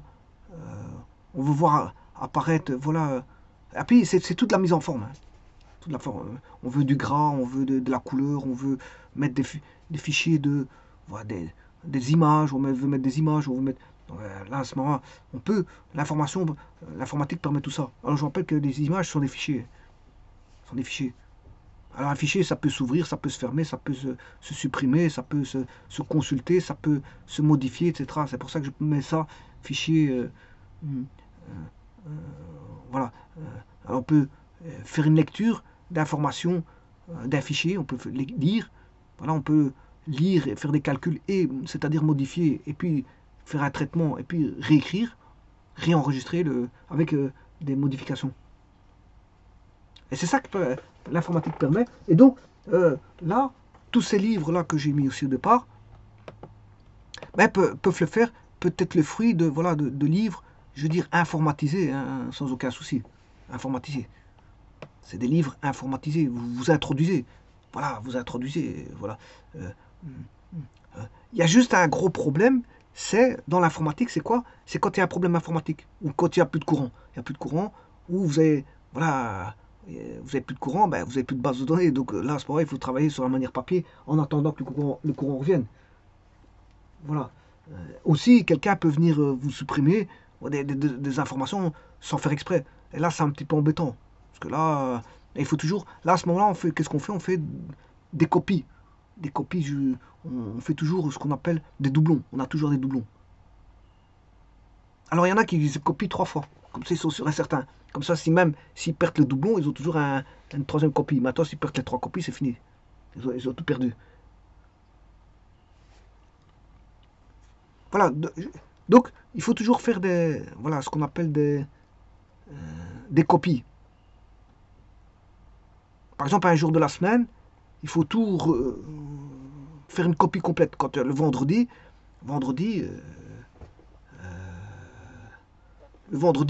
bon, quand c'est plus calme, au niveau des ateliers, au niveau de l'entreprise, Quand c'est plus calme, bon, le vendredi, les gens partent à 3 heures. En général, c'est comme ça dans les entreprises. Pas toutes, mais enfin, bref. Quand c'est plus calme, on fait voilà, des copies. On fait des copies du système. Comme ça, on a une copie. Ça peut durer longtemps, attention. Hein. Il y a des copies qui peuvent durer très longtemps. Hein. Voilà, parce que le temps de copier, c'est ça aussi, c'est un petit peu embêtant. Alors, il y en a qui font les copies la nuit, en automatique. Voilà, et ainsi de suite. Bon, il y a toutes sortes voilà, de variantes au niveau des copies. Hein. Il y a des gens qui le font le vendredi, il y a des gens qui le font, je veux dire, début de semaine, il y en a qui le font. Mais l'idéal, c'est quand il n'y a personne. C'est la nuit, mais ça, il faut pouvoir faire un système automatique où, même quand il n'y a personne, ça puisse copier. Donc, il faut laisser l'ordinateur allumé. Il faut laisser les ordinateurs allumés.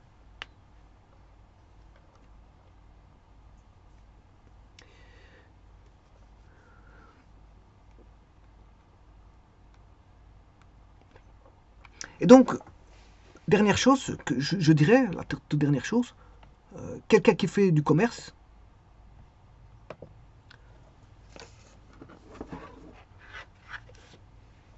donc je vous parlais des magasins, hein. Ça c'est le meilleur exemple. Vous avez un magasin, c'est en fait, en gros, c'est un stock aménagé. Hein.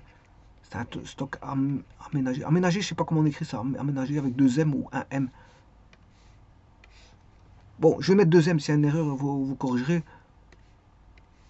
Un stock aménagé, avec des rayonnages, c'est ça que je veux dire, hein, rayonnage. Il y a une création, je veux dire, dans ensembliste, hein, c'est des notions ensemblistes. Par exemple, si vous allez chercher des pommes, c'est dans le rayon, voilà, fruits et légumes. Voilà, si vous allez chercher des jouets, c'est dans le rayon, voilà, des jouets, etc., etc. Donc c'est aménagé, hein, par rayonnage. Voilà, vous avez, voilà. Et donc, quand un client entre, ben lui, quelque part, il rentre dans un stock. Ouais. Il prend ce qu'il lui faut du stock. Et puis, quand il ressort, bien sûr, et c'est là que je vous disais, il y a, voilà, les finances se font ici. Les transactions financières. La finance se fait ici. Donc, le gars, quand il doit sortir, l'entrée, elle est là. C'est l'entrée. Mais quand il doit sortir, les postes de sortie sont ici. Alors, avec chaque fois une caisse. Et la finance se fait là. Donc, là, qu'est-ce qu'on a? On a un stock avec, des financements. Donc, là, qu'est-ce que c'est? Bien sûr, là, l'approvisionnement en stock, il est là. Voilà, supposons qu'il est là. Les camions, ils déchargent ici. Les camions déchargent ici. Et là, c'est les in. C'est les in dans le magasin. Et si vous avez les hôtes des marchandises, mais avec un financement. Donc, on sort des marchandises, mais avec un financement. Et donc, vous voyez qu'ici, comment ça se passe? La finance a toujours... Et alors, il y a quelque chose qu'on oublie, parce que ça, c'est la partie cachée. Enfin, la partie cachée, elle est où? Où est la partie cachée? Ben, la partie cachée, elle est derrière. Parce que à ça, bien sûr, il y a tous les documents. Bon, que les gens ne voient pas. Bon, ça ne leur intéresse pas. Voilà, il y a tous les documents. Voilà. Alors, bien sûr, les documents, ben, tout est informatisé. Hein. Voilà, il y a voilà, il y en a qui vont... il y a des lecteurs. Ici, ils arrivent avec un bordereau. Le camion arrive avec un bordereau. Ben, ça va être scanné. La marchandise, elle est scannée. Donc, si c'est scanné, ça va directement voilà, en centralisation des données. Voilà, ce sont des données.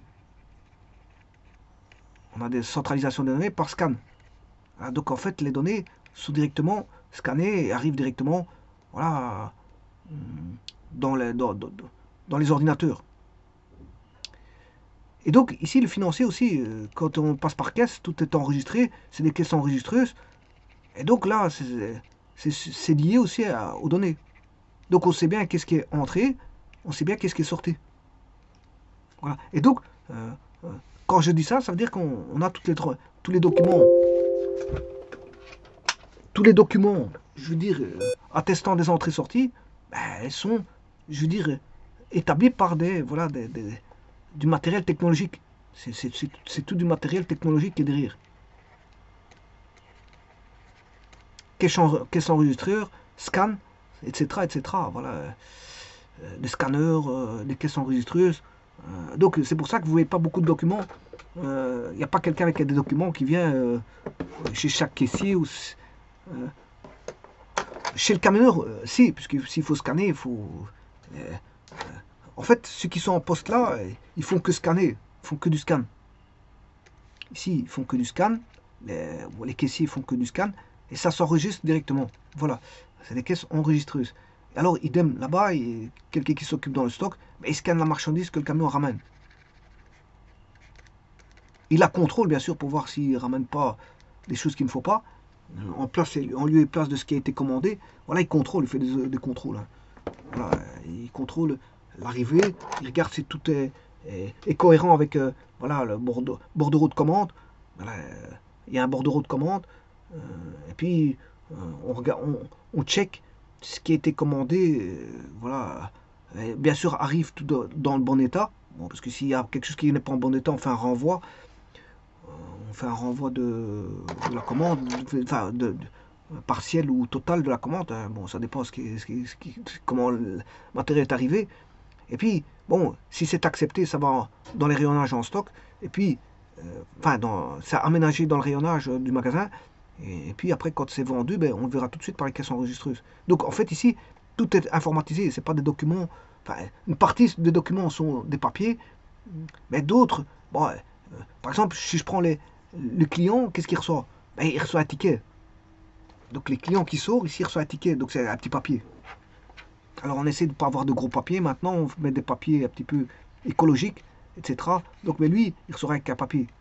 Et ce papier, ben, c'est comme, ça fait, voilà, c'est comme si vous aviez un reçu. Alors, si vous voulez, je veux dire, vous plaindre sur une marchandise ou ramener une marchandise, vous revenez avec ce papier. Voilà, ils ont toutes les informations vous concernant. Hein, il y a la carte bancaire, numéro de carte bancaire, etc. Voilà, le numéro de la commande, la date, etc. Qui permet de voir que effectivement vous avez acheté un bien dans ce magasin à tel jour, à telle date, qui concerne bien ce magasin, ça a été bien fait avec une transaction de votre carte bancaire, et tralali, tralala, les quantités voilà, qui ont été vendues, la dénomination de la marchandise, et tralali, tralala, ils ont tout, sur un petit papier. Sur un petit papier. Il est minimisé pour éviter, justement, le papier est minimisé ici pour essayer d'avoir, éviter, je veux dire, des grands papiers. Et donc, on consomme moins de papier. Et d'ailleurs, comme je vous dis, maintenant, j'utilise de l'écologique. Des papiers écologiques. On va dire ça comme ça.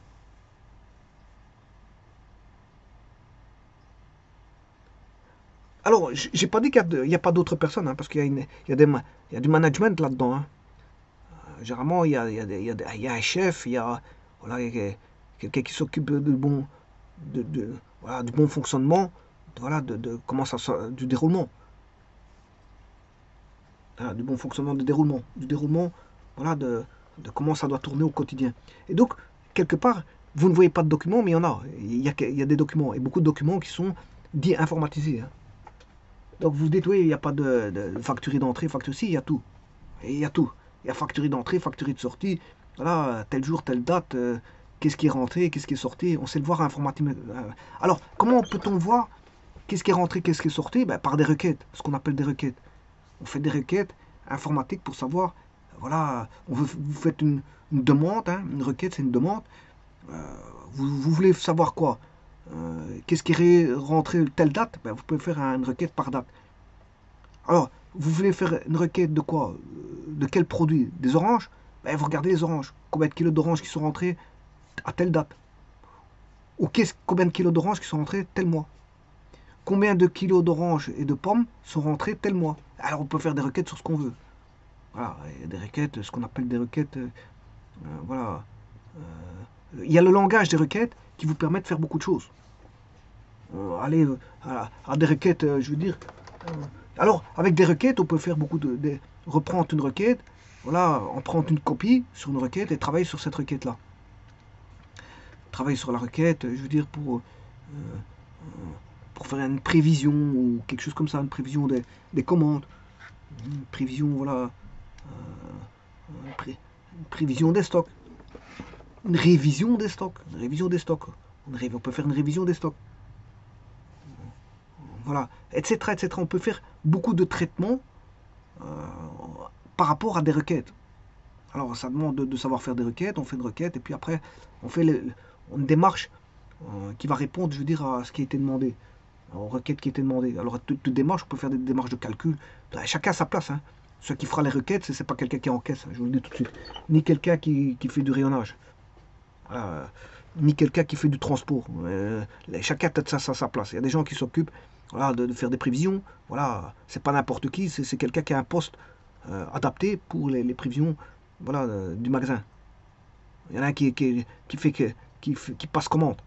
Il fait que ça, passe des commandes en fonction voilà, de ce qui est. Il doit aller consulter, bien sûr, voilà, ce qu'il y a en stock, ce qu'il n'y a pas en stock, et, bon, et renouveler le stock si ça vaut la peine. Parce que si c'est pas.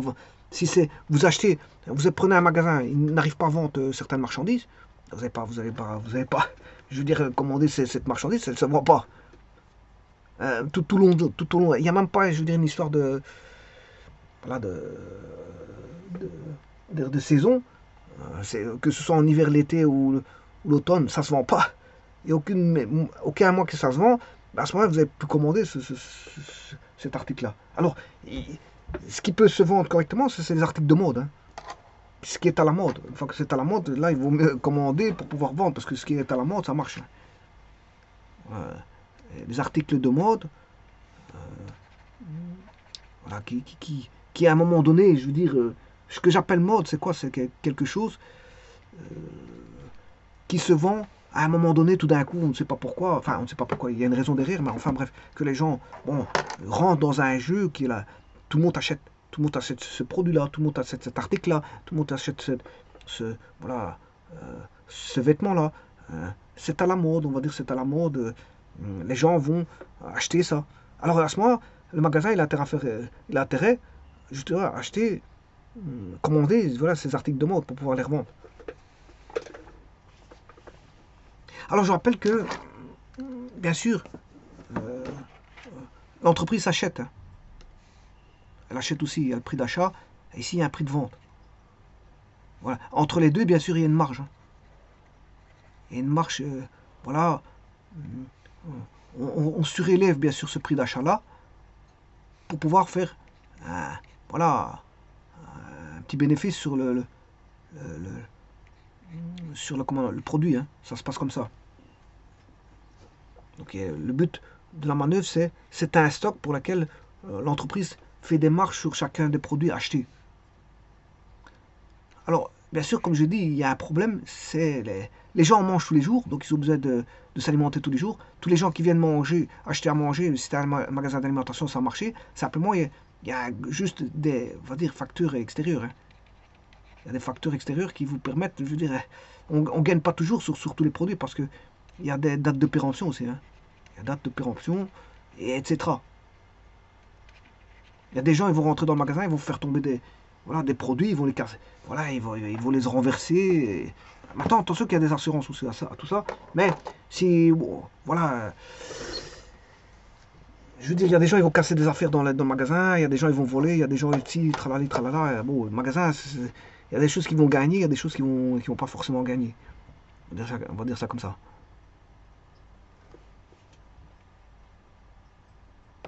Donc, ici, les livres, bah, les livres qu'on a, c'est quoi? Documents comptables, ce sont livre journal, le grand livre des comptes, voilà, les livres des achats, les livres. Oui, attention qu'ici je me suis trompé, c'est livre des ventes. Je sais pas pourquoi j'ai marqué entrée, c'est livre des ventes. Un petit instant, je vais régler ce problème-là. Parce que c'est pas livre des entrées, heureusement que avant de terminer, c'est livre des ventes.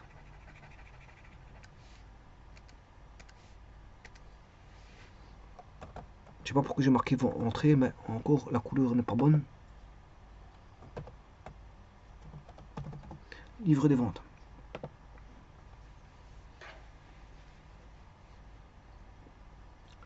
Et donc, on a le facturé d'entrée, facturé de sortie,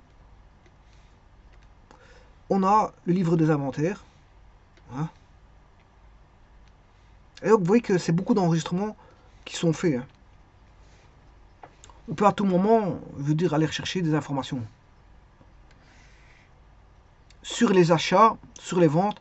Et alors, est-ce que c'est vrai ou pas? Ben oui, pourquoi? Parce qu'il y a des justificatifs à tout ça.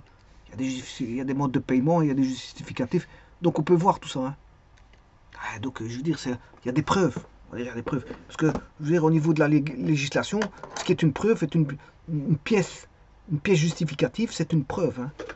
Voilà, une facture, c'est une preuve.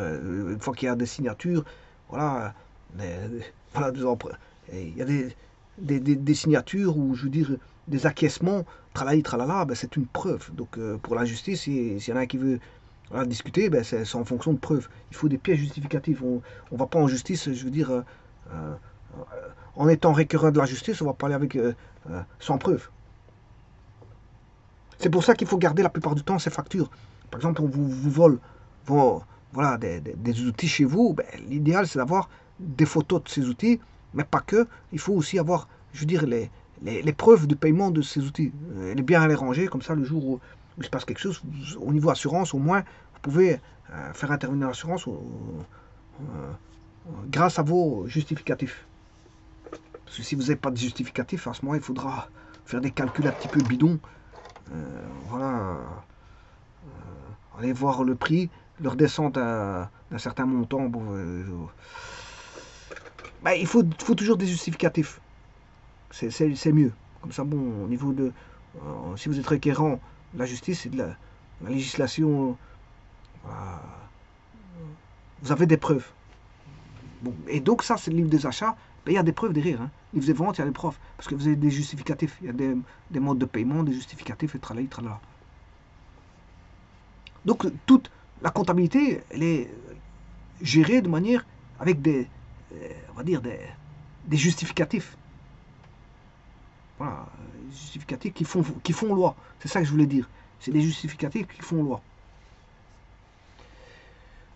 Je vous remercie.